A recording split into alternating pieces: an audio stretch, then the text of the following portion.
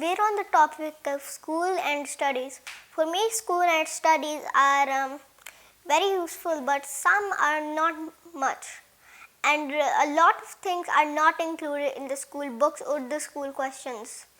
So I'm going over the things that should be added to school or some tiny little changes that should be made.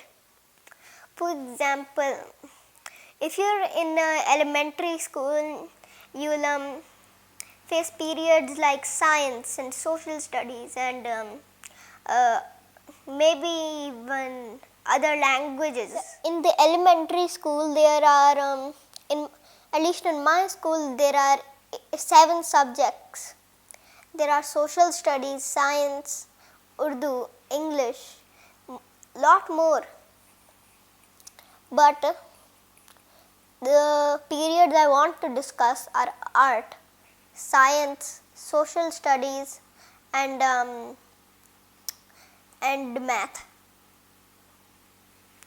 So in art,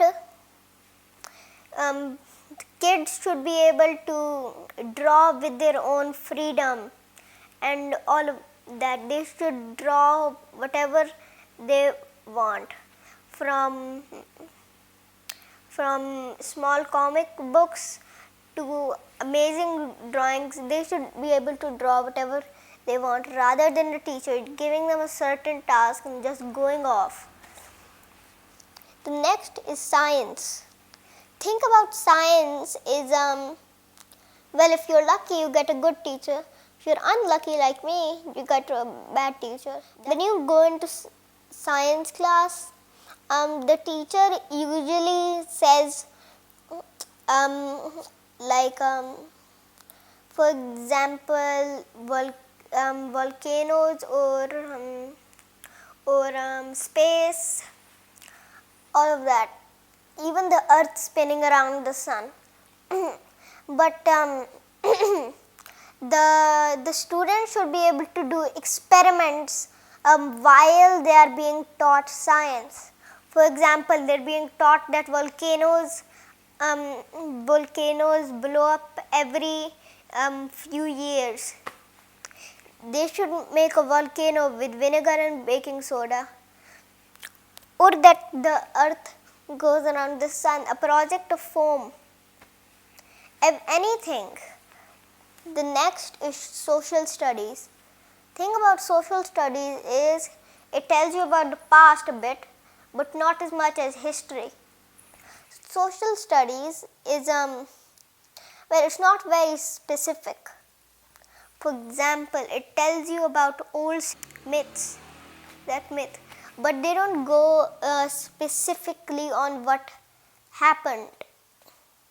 For example, if there was an old city and they said there were some clay figures found and it was a very old city, then it's not really very specific, is it? It's not.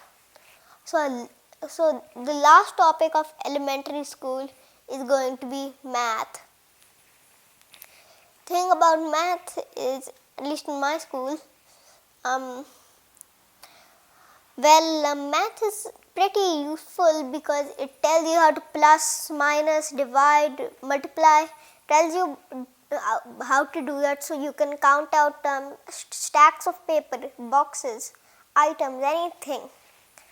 Thing is, when you face a problem like how many cardboard boxes are there in a factory, जैसे you would have to count like at least half of the entire factory and then multiply it by 2.